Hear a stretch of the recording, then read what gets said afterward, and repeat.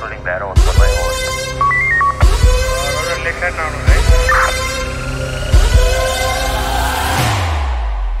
Suryavanshi!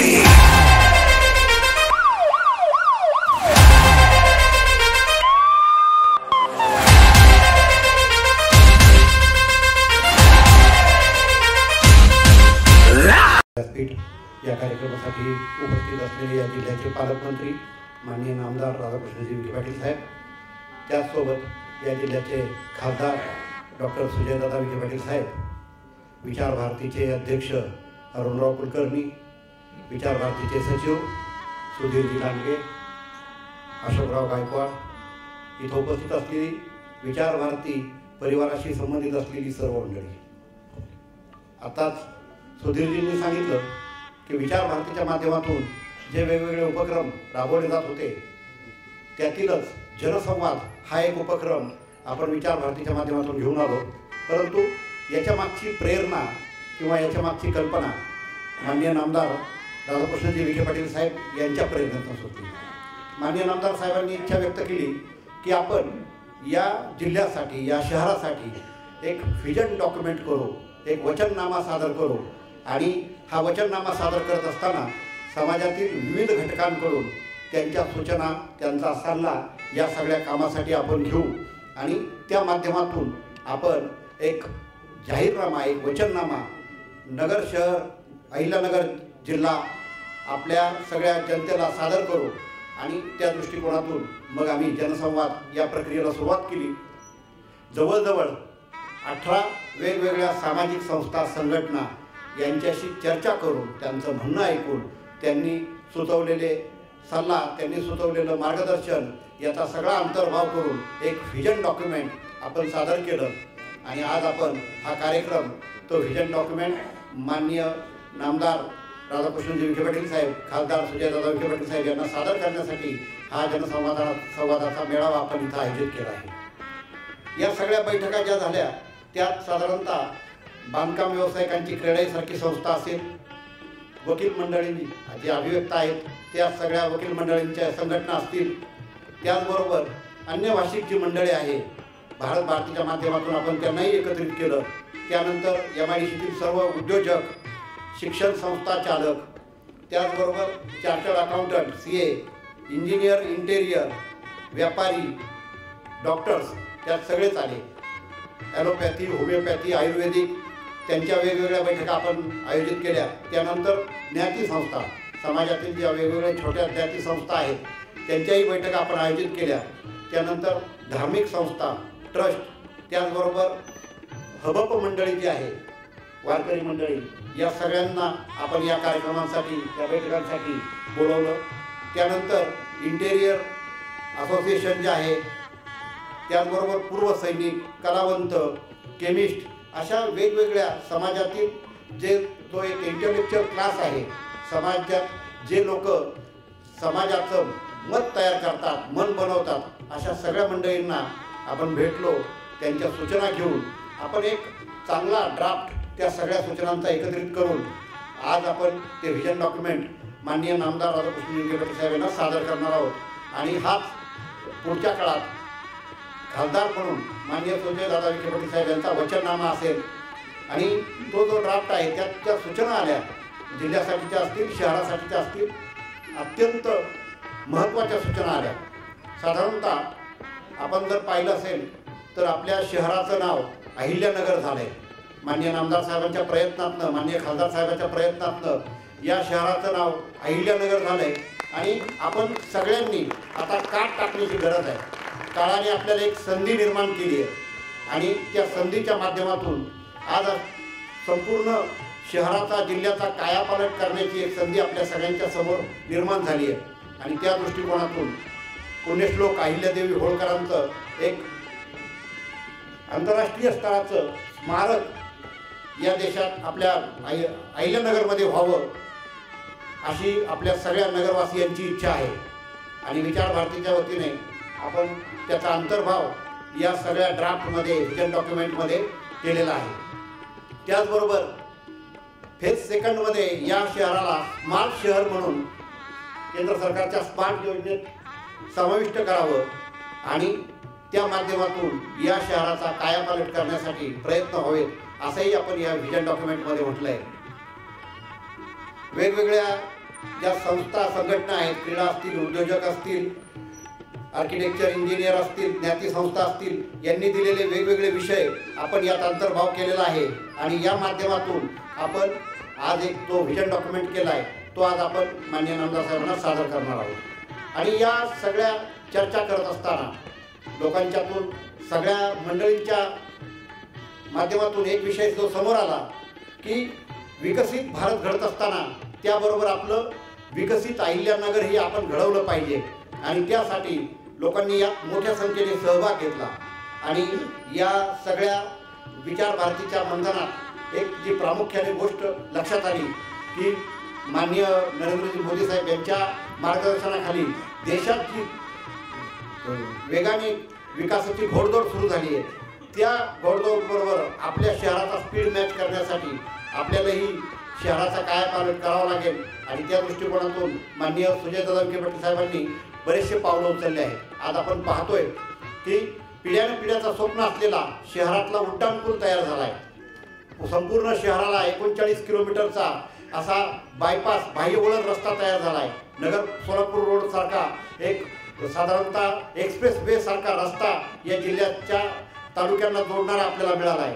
अशा अनेक विकास कामांची घोडदौड सुरू असताना पुढच्या काळातही देशाच्या विकासाबरोबर आपल्या अहिल्यानगरचा विकास झाला पाहिजे आणि हे आपल्या सगळ्या अहिल्यानगरकरांचं जे स्वप्न आहे ते पूर्ण करण्यासाठीचा जो व्हिजन डॉक्युमेंट आहे तो आज आपण माननीय खासदार साहेबांना आणि नामदार साहेबांना सादर करणार आहे. आपण सगळे या कार्यक्रमाला विचार भारतीच्या आव्हानाला प्रतिसाद देत या कार्यक्रमासाठी उपस्थित राहिलात आणि यासाठी मागील आठवड्याभरात जो जनसंवाद आयोजित केला त्या प्रत्येक कार्यक्रमाला आपण आलात त्याबद्दल आपले धन्यवाद, आभार. जय हिंद.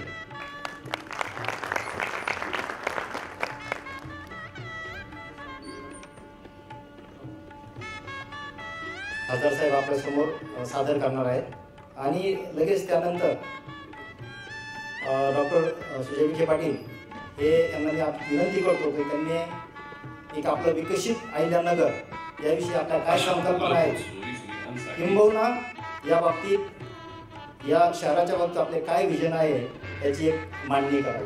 धन्यवाद. अहमदनगर दक्षिण लोकसभा मतदारसंघ वर्षानुवर्षे पाणी, रस्ते अशा मूलभूत सोयी सुविधांसाठी झगडणारा मतदारसंघ. जिल्ह्याचं मुख्यालय असलेलं नगर शहरही शेजारील इतर मोठ्या शहरांच्या तुलनेत विकासाच्या आघाडीवर कायम पिछाडीवरच पडलेलं. एकंदरीतच अशा आव्हानात्मक वातावरणात सन 2019च्या लोकसभा निवडणुकीत मतदारसंघातील जनतेनं भाजपचे उमेदवार डॉक्टर सुजय विखे पाटील यांना साथ देण्याचा निर्णय घेतला. पंतप्रधान नरेंद्र मोदी यांच्या विकासक नेतृत्वाला प्रतिसाद देत नगरकरांनी डॉक्टर सुजय विखे पाटील यांना दिल्लीत पाठवलं आणि त्यांनी पहिल्याच दिवसापासून मतदारसंघाचा कायापालट करण्याचा संकल्प करून प्रत्यक्ष कामाला देखील सुरुवात केली. या दरम्यान त्यांनी विविध विकास कामे मार्गी लावण्यासाठी पाठपुरावा करण्याचं काम सुरू केलं आणि प्रत्यक्षात विविध कामे मार्गी लावली याची प्रचिती सर्व नगरवासियांना येतच आहे.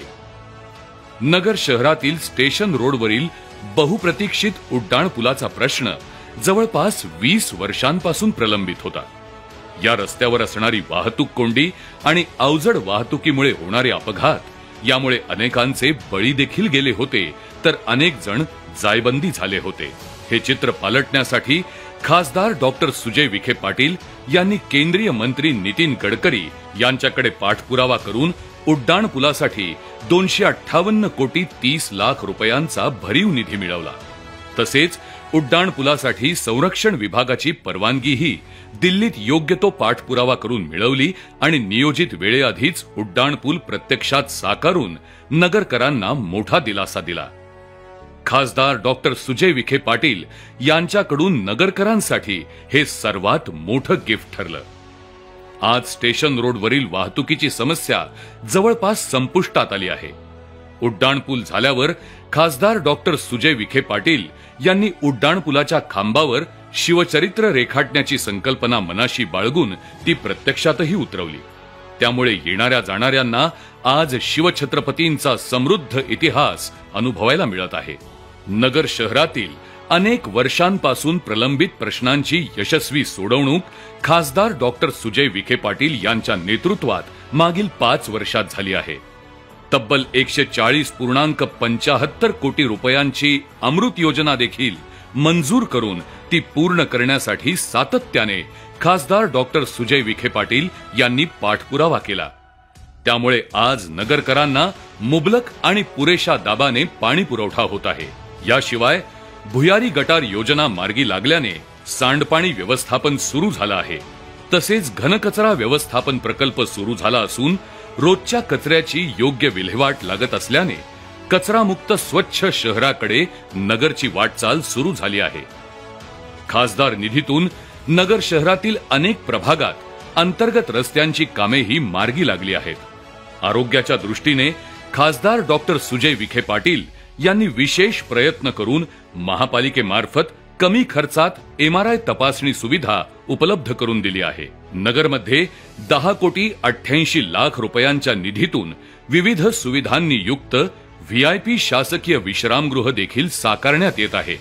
यासह सावेडी प्रशासकीय इमारत येथे अद्ययावत महसूल भवनाचीही निर्मिती होत आहे। तसेच जिल्हा मुख्यालयाच्या ठिकाणी शासकीय जिल्हा ग्रंथालय अर्थात डिजिटल लायब्ररी तथा जिल्हा ग्रंथालय अधिकारी कार्यालयाच्या बांधकामास 14,50,00,000 रुपयांच्या निधीस मान्यता देण्यात आली आहे। जिल्ह्याचं मुख्यालय मूलभूत सोयी सुविधांनी युक्त करतानाच खासदार डॉक्टर सुजय विखे पाटील यांनी नगर शहराच्या बायपासचं कामही मार्गी लावलं आहे। तब्बल 2,367 कोटींच्या निधीतून शहराच्या चारही बाजूंनी बायपास रस्ते तयार झाले आहेत।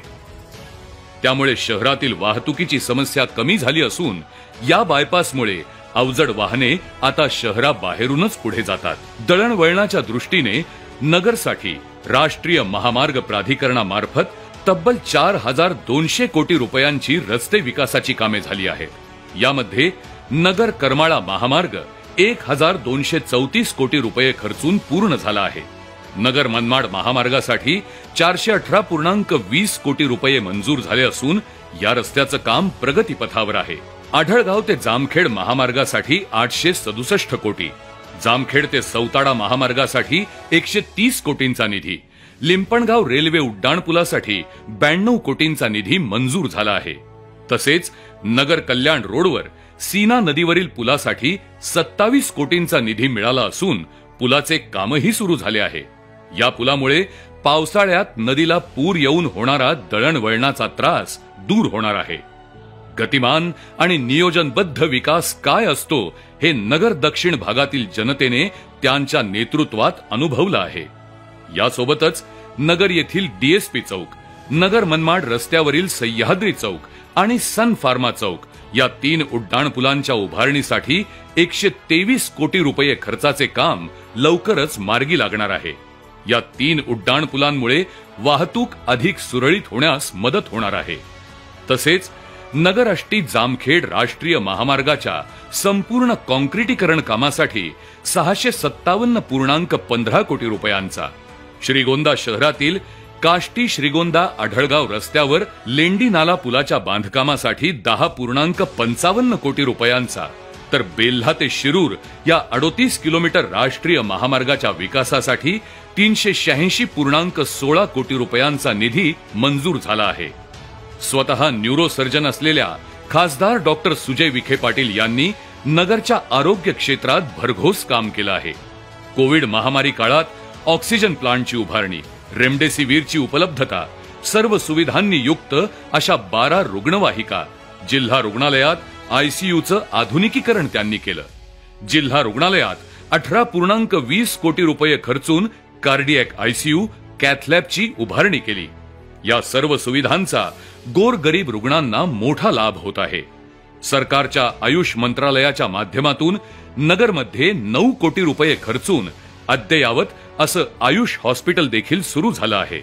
स्वतः पंतप्रधान नरेंद्र मोदी यांच्या शुभ हस्ते या आयुष रुग्णालयाचं लोकार्पण संपन्न झालं आहे। जिल्हा रुग्णालयाच्या आवारातच सुमारे 16.81 कोटी रुपयांचे 100 बेडचे महिला आणि बालकांसाठी सर्व सुविधांनी युक्त नवीन विभाग उभारणीचे कामही वेगाने सुरू आहे। याशिवाय राज्य शासनाच्या माध्यमातून जिल्ह्यात नवीन प्राथमिक आरोग्य केंद्र उपकेंद्रांनाही मंजुरी मिळाली आहे। त्यामुळे ग्रामीण भागातील जनतेला आपल्या घरात जवळच आरोग्य सुविधा उपलब्ध झाल्या आहेत। राहुरी येथे 6 कोटी रुपये निधीतून ग्रामीण रुग्णालय उभारण्यासाठी प्रशासकीय मान्यता देखील मिळाली आहे। यासोबतच राष्ट्रीय आरोग्य अभियान अंतर्गत राहुरी तालुक्यातील प्राथमिक आरोग्य उपकेंद्र चेडगाव येथे, श्रीगोंदा तालुक्यातील प्राथमिक आरोग्य उपकेंद्र मुंगुसगाव येथे, जामखेड तालुक्यातील प्राथमिक आरोग्य उपकेंद्र जवळके येथे आणि नगर तालुक्यातील प्राथमिक आरोग्य केंद्र नवनागापूर येथे नवीन मुख्य इमारतीच्या बांधकामास प्रत्येक ठिकाणी 55.50 लाखांचा निधी उपलब्ध करून दिला आहे। केंद्र सरकारच्या राष्ट्रीय वयोश्री योजनेचा सर्वाधिक लाभ नगर जिल्ह्यात वयोवृद्धांना मिळवून देण्यात खासदार डॉक्टर सुजय विखे पाटील यशस्वी झाले आहेत। तब्बल 37,415 लाभार्थींना 37.95 कोटी रुपयांच्या वैद्यकीय साधनांचं वितरण करण्यात आलं आहे।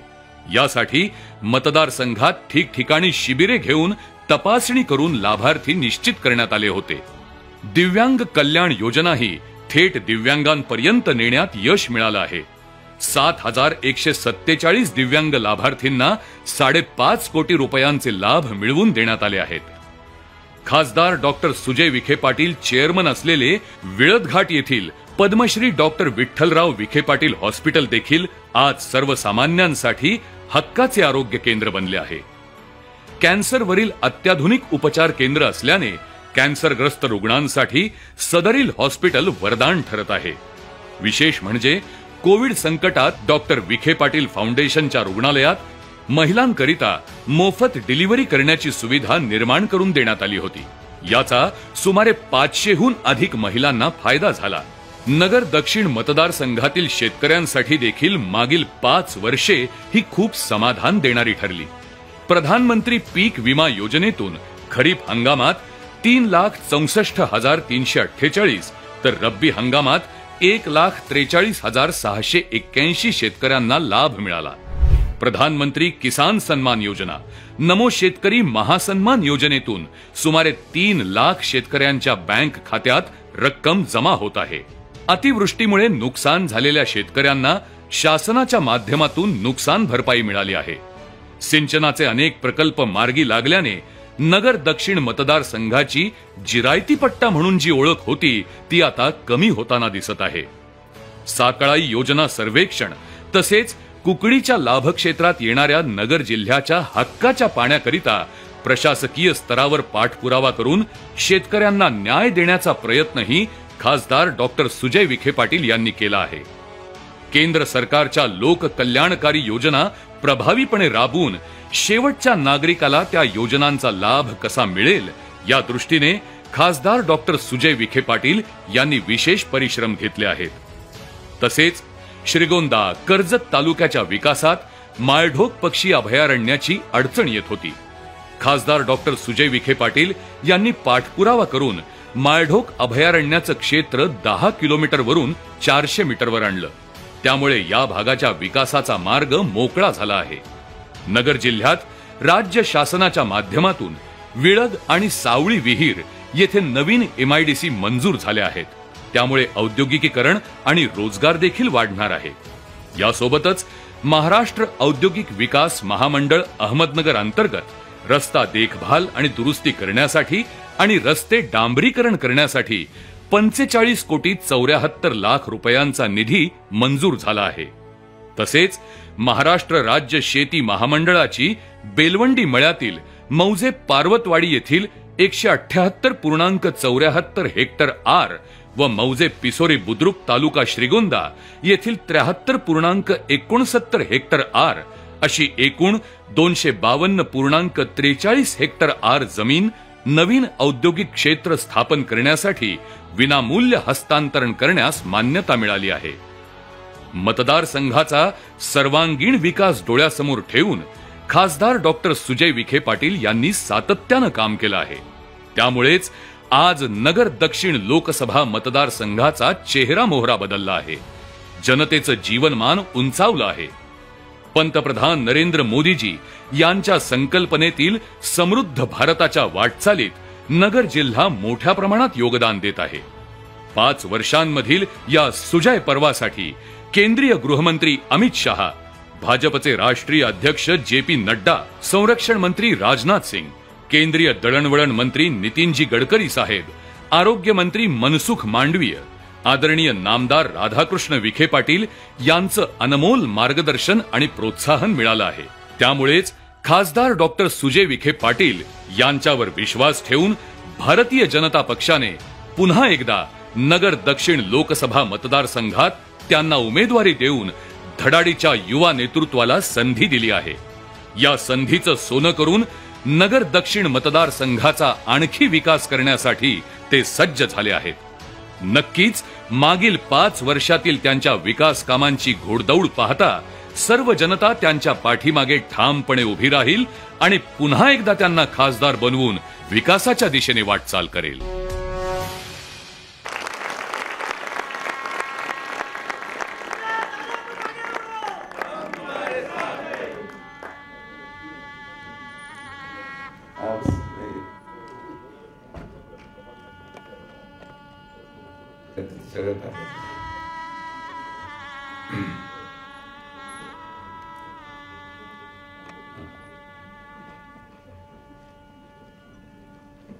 विचार भारतीच्या वतीने आयोजित असलेल्या आजच्या कार्यक्रमाला उपस्थित असलेले विचार भारतीचे सन्माननीय अध्यक्ष माननीय श्री अरुणराव कुलकर्णी साहेब, माननीय नामदार राधाकृष्ण विखे पाटील साहेब, माननीय अनिलजी मोहिते, विचार भारतीचे सचिव माननीय सुधीरजी लांडगे, भारतीय जनता पार्टीचे शहर अध्यक्ष जिल्हा अध्यक्ष माननीय अभयतात्या आगरकर, ज्यांच्या संकल्पनेतून खरं तर या सगळ्या विचार भारतीच्या प्रक्रियेला गती मिळाली अशा आमचे ज्येष्ठ मार्गदर्शक माननीय श्री राजाभाऊ मुळे, माननीय श्री बाबूशेठजी टायरवाले, माननीय विनायकरावजी देशमुख साहेब, विचार भारतीच्या माध्यमातून ज्यांच्या सहकार्याने आज हा कार्यक्रम घडतोय असे आलेले सर्व विचार भारतीचे सन्माननीय पदाधिकारी, आलेले सर्व नगर शहरा अहिल्यानगरमधून आलेले सर्व प्रमुख नामांकित विविध क्षेत्रातले आलेले मान्यवर, पत्रकार आणि मित्रांनो, फार वेळ मी घेणार नाही. आपण डॉक्युमेंटरीच्या माध्यमातून सगळं दाखवलेलं आहे. सर्वात प्रथम मी विचार भारती मंचचे मनापासून आभार व्यक्त करतो. ही पहिली वेळ अशी संकल्पना मांडण्याचा प्रयास करण्यात आला की जे स्वप्न आपण अहिल्यानगरसाठी पाहतोय, हे स्वप्न पाहत असताना यामध्ये सर्वसमावेशक विचार घेऊन एक विजन डॉक्युमेंट बनवलं जावं. मागच्या 5 वर्षाचा कामाचा जर आलेख आपण पाहिला तर आज समाजामध्ये ही भावना आहे की पुढचे 5 वर्ष देखील चांगलं काम होऊ शकतं. हा विश्वास संपादन करण्याचं काम आदरणीय प्रधानमंत्री नरेंद्र मोदींच्या माध्यमातून अहिल्यानगरच्या सर्वसामान्य जनतेमध्ये आपण केलं आणि म्हणून पुढच्या 5 वर्षाचं विजन डॉक्युमेंट बनवण्यासाठी आपण अद्वितीय अहिल्यानगर ही संकल्पना पुढे आणली आणि त्या संकल्पनेचं आज सारांश मी आपल्या पुढे मांडतोय. अनेक संघटनेचे गेले 15-20 दिवसापासून वेगळ्या वेगळ्या स्तरावर मीटिंग होऊन प्रत्येकाचं आपलं आपलं योगदान प्रत्येक नागरिकांनी दिलं आणि एक निवेदन किंबहुना एक विचार सगळ्यांचा सारणकृतपणे आज कागदावर आलेला आहे. हा विचार आज येत असताना विजन डॉक्युमेंट मध्ये काही गोष्टी घेतल्या, काही गोष्टी राहिल्या असतील, पण मी आपल्याला विश्वास व्यक्त करतो की अगदी 10 मिनिटाच्या प्रेझेंटेशन मध्ये या सगळ्या गोष्टी ज्या मी आज विविध संघटनेच्या माध्यमातून आल्या त्या देखील आपल्या पुढे मांडेल आणि या सगळ्या पूर्ण करण्याची जबाबदारी देखील ज्या विश्वासाने आपण मला मागच्या वेळेस संधी दिली, परत एकदा संधी मिळाल्यास या सगळ्या गोष्टी अतिशय सक्षम पद्धतीने आपण पूर्ण करू हा विश्वास व्यक्त करतो. सर्वात महत्त्वाचं आदरणीय प्रधानमंत्री नरेंद्र मोदींच्या नेतृत्वाखाली केंद्रामध्ये सरकार आल्यानंतर आणि लोकसभेमध्ये मला आपण सगळ्यांनी आशीर्वाद दिला आणि निवडून दिल्याबद्दल सर्वात मोठा उपक्रम जो केंद्र सरकारच्या माध्यमातून आणि आदरणीय प्रधानमंत्र्यांच्या माध्यमातून करण्यात आला की 500 वर्षाची प्रतीक्षा आपली ही पूर्ण झाली आणि प्रभू श्रीरामाचं मंदिराचं निर्माण या ठिकाणी आदरणीय प्रधानमंत्र्यांच्या हस्ते पूर्ण करण्यात आलं। तसेच आपल्या देशाच्या संरक्षणाच्या हिताच्या दृष्टिकोनातून महत्त्वाचा असलेला 370 कलम हटून ऐतिहासिक निर्णय घेतला गेला आणि आज काश्मीर हा भाग आपल्या भारताचा अभिन्न भाग झाला आणि दहशतमुक्त जम्मू काश्मीरचं स्वप्न जे अनेक वर्षांपासून स्वातंत्र्यानंतर आपल्या देशाच्या जनतेने पाहिलं तो आपण पूर्ण केला। त्याचबरोबर ट्रिपल तलाक कायदा असेल, चंद्रयान मोहीम असेल, अशा असंख्य योजना खरं तर अतिशय कमी वेळामध्ये हे सगळं मांडायचं जर झालं तर आदरणीय प्रधानमंत्री नरेंद्र मोदींनी ज्या मागच्या 5 वर्षामध्ये देशामध्ये केलेलं काम हे 30 मिनिटाचं नव्हे पण जवळपास 3 तास तरी कमी पडतील असं काम आपण केलंय। पण त्यातल्या त्यात कमी वेळामध्ये जे महत्वाचे मुद्दे आहेत ते आपण हायलाइट करायचा प्रयत्न या ठिकाणी करू।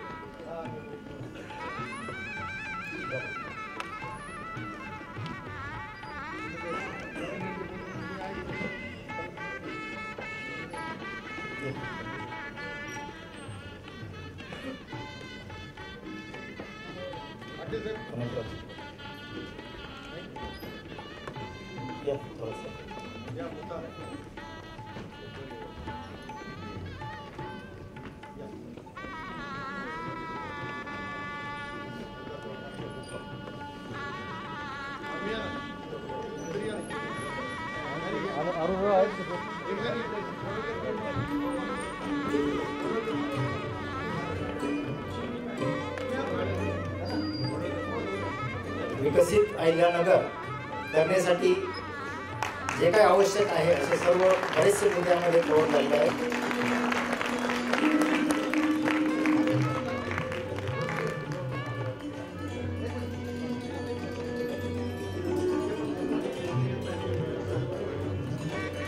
हाँ बोलो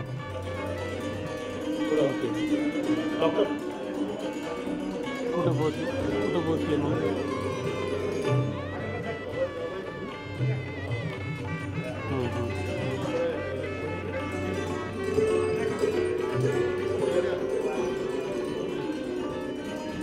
आता कुठं पोहोचले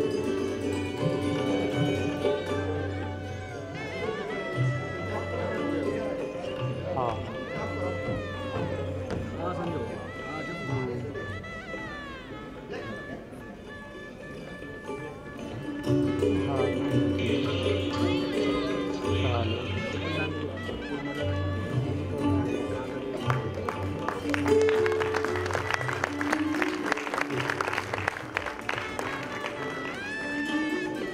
धन्यवाद।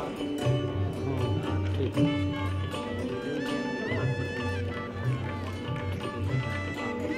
हाँ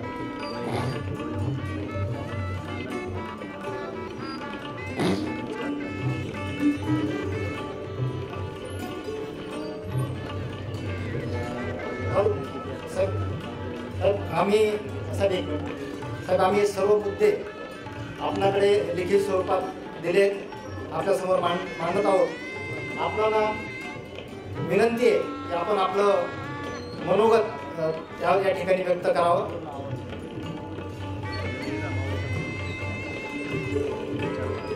आमदार साहेबांनी आपलं मनोगत त्यानंतर व्यक्त करावं अशी मी विनंती करतो।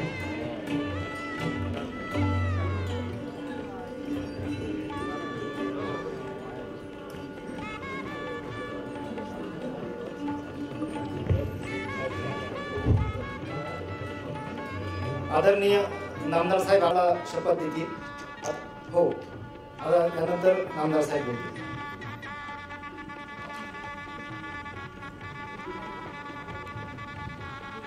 नमस्कार। त्या विचार भारतीच्या या सुत्याच्या उपक्रमासाठी त्यांच्या पुढाकारानं हा तर म्हणजे आजचा स्नेहमेळावणी होईल संपन्न होतोय। ते विचार भारतीचे अध्यक्ष सन्माननीय अरुणरावजी कुलकर्णी या संपूर्ण योजनेमध्ये ज्यांनी हा सर्व मला वाटतं सर्वांकष प्रकारचा विचार जो मांडलेला आहे त्या पाठीमागची जी खऱ्या अर्थानं जी प्रेरणा करत असेल ती आमचे आदरणीय राजा मुंबई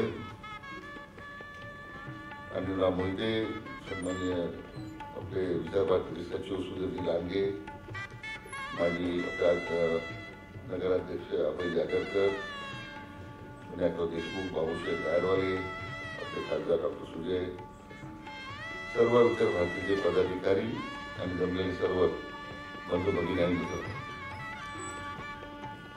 तर म्हणजे डॉक्टर सुजयनी सर्व मांडून झालेलं आहे. बरोबर तीच आता भूमिका आपल्याला त्यांनी जे विजन मांडलेलं आहे ते पूर्णतः न्यायचं काम आता माझ्याकडे दिसते.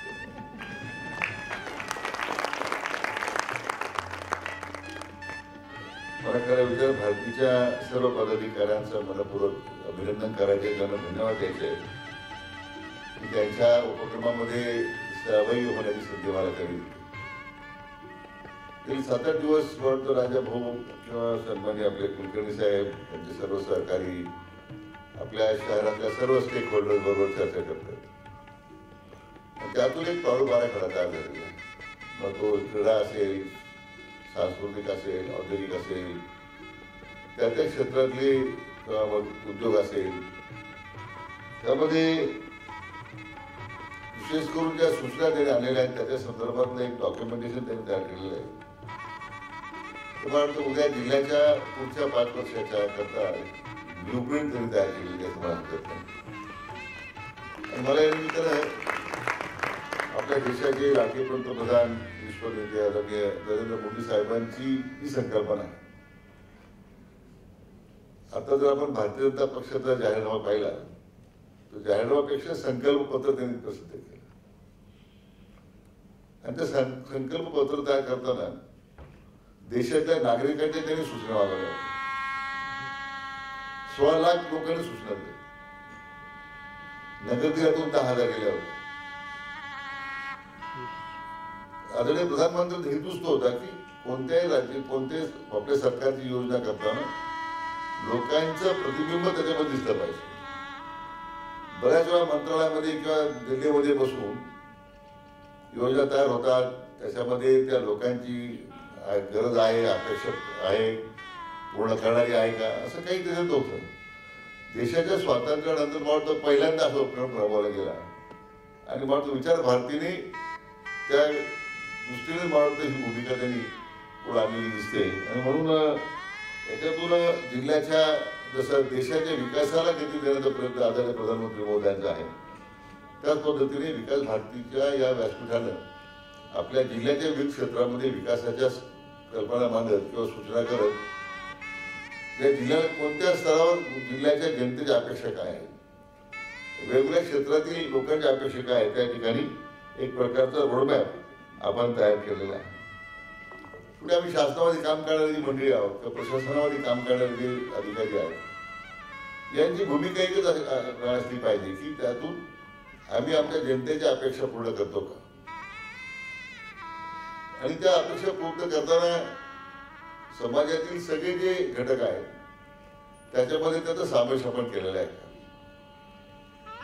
बऱ्याच वेळा धोरणामध्ये आणि प्रत्यक्ष अंमलबजावणीमध्ये बऱ्याच विसंगती आपल्याला पाहायला मिळते, मिसमॅच म्हणतो आपण त्याला. तिथे मग खरं सगळं विस्कळीतपणा सुरू होतो. आणि मला वाटतं या निमित्तानं हा जो एक व्यासपीठ तयार करण्यात आलेला आहे त्यामध्ये आपले खासदार डॉक्टर सुजय, पालकमंत्री म्हणून मी, विचार भारतीय पदाधिकारी आहेत किंवा वेगवेगळ्या क्षेत्रात काम करणारे जे क्षेत्रातले मान्यवर आहेत, यांचा एक मला वाटतं योग्य समन्वय जर राहिला तर आपल्या सगळ्यांच्या जिल्ह्यातील जनतेच्या अपेक्षापूर्तीचं काम आपल्याला निश्चितपणे चांगल्या पद्धतीने वेगाने करता येईल. म्हणून डॉक्टर सुजयांनी याच्यामध्ये आज जे मांडलेलं आहे, आता आपण ते पॉवर पॉईंट प्रेझेंटेशन पाहत होतो की याच्यामध्ये जे काम जिल्ह्यामध्ये करण्याचा प्रयत्न झाला. तर म्हणजे आदरणीय खासदार बाळासाहेब विखे पाटील त्यांनी जर त्यांचा नेहमी प्रसिद्धीला विरोध असायचा, मला ते नेहमी सांगायची प्रसिद्धी करून नको जाऊ काढतो. लोकांनी कामातून तुमची ओळख ठेवली पाहिजे, लोकांनी तुम्हाला कामातून ओळखलं पाहिजे. आता आम्ही तेच काम करत आलोय, पण आजच्या काळामध्ये त्याला काम न करणाऱ्या लोकांना जास्त प्रसिद्धी मिळते. समाजाची साठी काही संबंध नसणाऱ्या लोकांना आज माध्यमाचा दोष नाही. आज जी स्थिती आहे त्याप्रमाणे जो माध्यमाचा वापर होतो, सोशल मीडिया असेल, इंस्टाग्राम असेल, फेसबुक असेल, यातून आपल्या स्वतःला प्रोजेक्ट करण्याचा प्रयत्न होतो. आता आपण जर पॉवरपॉइंट प्रेझेंटेशन पाहिलं, आता ह्या सभागृहात किती लोकांना माहित होतं? फारशी माहिती नव्हती. आता उलट ते कमांड सेंटर जे आम्ही उद्घाटन केलं मी मागच्या 15 ऑगस्टला, तर त्यावेळी नगर शहरामध्ये आज आम्ही त्या कमांड सेंटरमधून 700 CCTV मधून केवळ फक्त ती व्हिज्युअल आम्हाला येत नाही, तिथे बसणारे जे पोलीस अधिकारी आहेत त्या पोस्टवर असणारा जो कर्मचारी असेल, ट्रॅफिकचा असेल, त्याला तिथून कमांड सेंटरमधून डायरेक्ट सूचना सुद्धा देऊ शकतो की ट्रॅफिक तिथं ऍक्सिडेंट झालेला आहे, तिथं अधिक ट्रॅफिकचं किंवा जर काही घटना घडलेली आहे. आणि अशा प्रकारचं हे CCTVचं जे जाळं आहे आपल्या जिल्ह्यातील प्रत्येक नगरपालिका क्षेत्रामध्ये आम्ही करण्यात उभा करतो. तर वाढतं जे गुन्हेगारीकरण आहे, विशेष करून वाढत्या शहरामध्ये वाढत्या शहरीकरणामुळे आपल्याला याच्यावर बंधन आणावं लागतं, पुढे नियंत्रण आणावं लागेल. फक्त पोलिसिंग करून त्यांना ज्या मर्यादा आहेत त्या मला वाटतं अशा तंत्रज्ञानाचा वापर करून आपल्याला त्यांनी फार मोठी मदत आपल्याला करता येईल. आणि म्हणून माझी अपेक्षा निमित्ताने एवढंच आहे की या एकूणच कार्यपद्धतीमध्ये ज्या अनेक सूचना आपण केल्या आहेत, मला वाटतं की त्या जिल्ह्याचं नाव अहिल्यानगर करण्याचा आपण अति ऐतिहासिक निर्णय आपल्या महायुती सरकारने केला. मला माननीय मुख्यमंत्री एकनाथ शिंदे साहेब, आमचे नेते माननीय देवेंद्रजी, माननीय मुख्यमंत्री अजितदादा यांचं खरं आपल्या जिल्ह्याच्या वतीने त्यांचं अभिनंदन करायचं आहे की आपल्या जनतेच्या अपेक्षा जिल्ह्याने पूर्ण केली.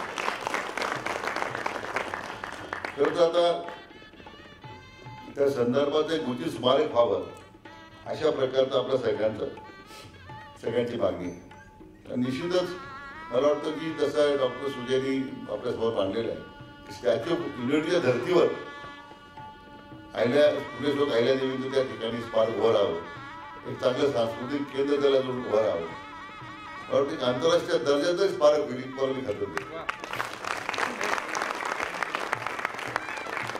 जिल्ह्याच्या पर्यटनाला अतिशय मोठी चालना मिळेल. आपण आता मी पालकमंत्री झाल्यानंतर एक स्ट्रॅटेजिक प्लॅन तयार केला आपण की जिल्ह्याच्या कोणत्या कोणत्या सेक्टरमध्ये आपल्याला विकासाला संधी आहे, कोणता ग्रोथ आपण करू शकतो, कोणत्या सेक्टरमध्ये ग्रोथ प्रभावी करू शकतो आपण. मला आपल्याला सांगायला आनंद होतो की राज्याच्या सगळ्या जिल्ह्याचं स्ट्रॅटेजिक प्लॅनचं प्रेझेंटेशन झालं, त्या सगळ्यात अव्वल नंबरचं प्रेझेंटेशन आपल्या नगर जिल्ह्यात झालं, अहिल्यानगर.